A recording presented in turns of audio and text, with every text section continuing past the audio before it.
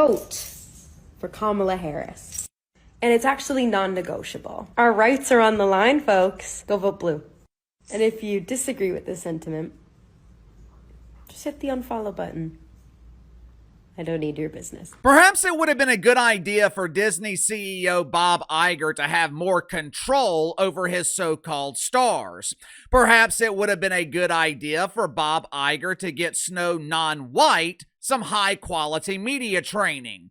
I'm pretty sure it's never a good strategy to tell half the country not to watch your painfully boring movie. And maybe if Bob Iger had made Disney more appealing to everyone, instead of making Disney appealing to kids being raised by mom and mom, or dad and dad, or in some extreme cases, they and they, if Bob Iger had made Disney more appealing to normal people, maybe he would be retaining his job as CEO instead of stepping down in disgrace. Headline at Variety: Bob Iger to step down as Disney CEO before the end of 2026. It's not hard to understand why Bob Iger is jumping off the Titanic. I know for damn sure stockholders are ready for Bobby's reign of terror to end. In the last 3 years, under the supreme leadership of Bob Iger, Disney stocks have increased by 46 cents per share. Woo! We moving on up to the east side, where our neighbors are women who used to be guys. January 2023, a month or so after Bob Iger was rehired to prevent the Disney turd from sinking, Disney shares were trading for $109.54 a share. As of last week, they were trading for $110 a share. Well, Casey, that sounds great. At least Bob Iger isn't losing millions of dollars. Yeah, Bobby isn't losing millions, he's losing billions, which is probably why Disney's shares have remained flat, while the rest of the S&P 500 has increased by 81% in the last 3 years.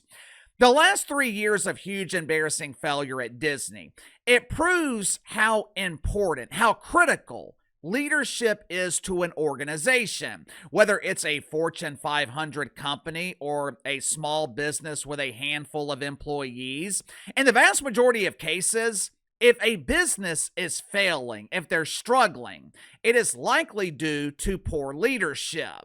Take my Saints, for example. For 15 years, my Saints were being led by two of the best leaders in the history of the franchise, Sean Payton, Drew Brees. From 2006 to 2021, the Saints were viewed as one of the premier franchises in the NFL. Organization was respected. A lot of the flaws within the franchise were masked by the leadership of Drew Brees and Sean Payton.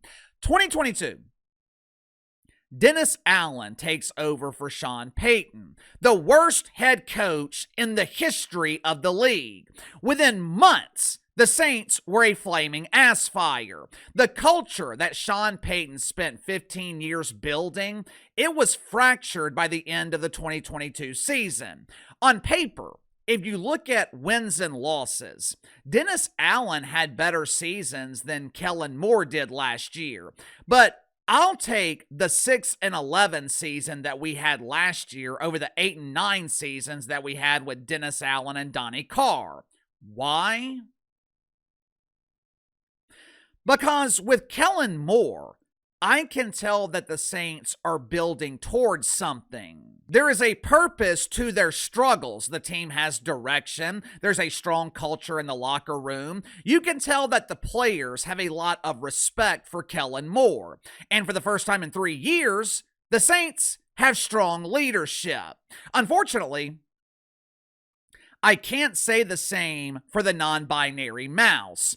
Under the leadership of Bob Iger, or the complete lack thereof, Disney has experienced 3 years of monumental failure, which is probably why Bob Iger is jumping off the Titanic before it submerges.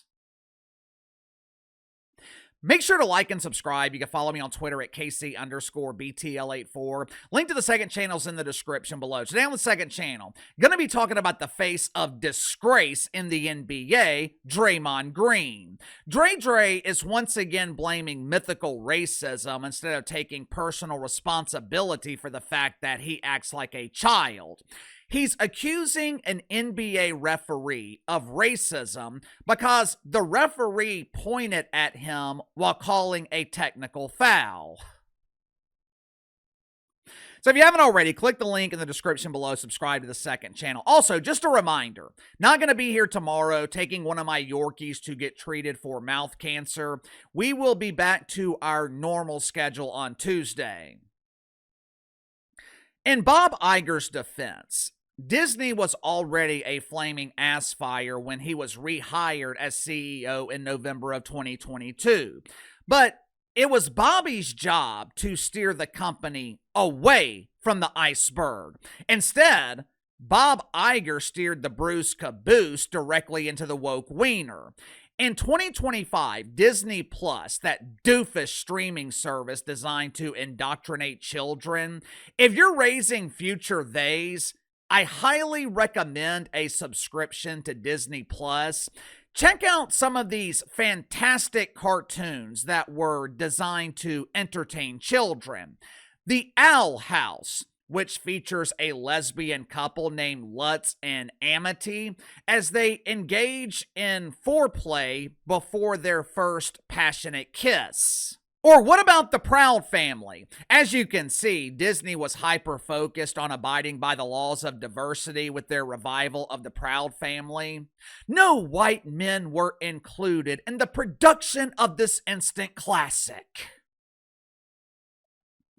According to their website, the Proud Family continues the legacy of Michael Collins, who is described as explicitly gay. It also introduces new LGBTQ plus characters named Barry and Randall. Unfortunately, the @ sign doesn't appear to be included. You know, when I was growing up, we were watching Doug on Nickelodeon. Yo, Doug! Honk, honk! We watched Ren and Stimpy. When our parents weren't around, we watched Beavis and Butthead. At the time, Beavis and Butthead was considered controversial. It was deemed to be inappropriate for children because they were talking about the bosoms. Today, Disney is producing cartoons for kids who talk about which gender sign they are choosing to identify with. Hey, friends, my birth name is Gregory, but I'm choosing to identify as an exclamation point.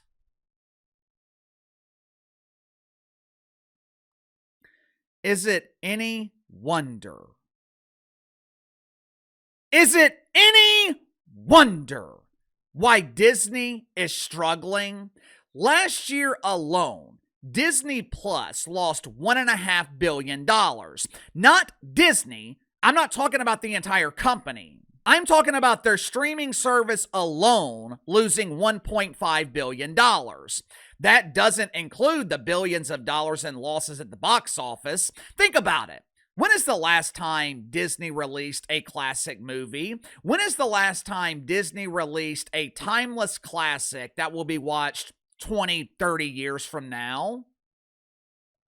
Hell, I can't remember the last time Disney released a movie that generated profit during its opening weekend. When Bob Iger was rehired in November of 2022, he was supposed to be the savior. He was supposed to be the hero. I can be your hero, baby. In 3 years, All Bob Iger has done is pour fuel on this flaming ass fire. He continues to allow the yentas on The View to release toxic mouth farts and powerful boodle breeze every morning on ABC. And speaking of ABC, supposedly, one of the reasons Bobby is quitting, he's frustrated, he's mad with how Jim Kimmel was treated back in September when he was temporarily fired. Now, just to be clear, Bob Iger isn't upset with Jim Kimmel for lying about the death of Charlie Kirk. Bob Iger is pissed off with ABC affiliates for refusing to back one of his chief propagandists. According to the Wall Street Journal, Bob Iger is stepping away from Disney because he wants to spend more time on his yacht. You know, that's strange. I thought Bobby was a big believer in global warming. Last I checked, yachts were extremely dangerous. They hurt Mother Nature's feelings by releasing toxic fumes into the atmosphere. Now, of course, if Bobby was really concerned about global warming, he would have fired the yentas on The View years ago. You could fill the Atlantic Ocean with yachts and they would still release less toxic gas than Whoopi Goldberg and her boodle flute. Now, is Bob Iger the only reason Disney is struggling? Is Bobby the only reason Disney is a huge, embarrassing failure? No. To be honest with you, at this point, I don't know if Disney can be saved. The damage has already been done. The brand has been tarnished. Matter of fact, over the next 10, 20 years, I think the struggles at Disney are going to get significantly worse. That doesn't mean they're going out of business, but I don't think Disney will ever be what it once was. You see, Disney made the one mistake that you cannot make as a brand that caters to children. Disney lost the trust of American mothers. And once you lose a woman's trust, damn near impossible to get it back. Women are really good at holding grudges, especially when it comes to their children. My wife loses things all the time. She is constantly looking for her cell phone. She's constantly misplacing chargers.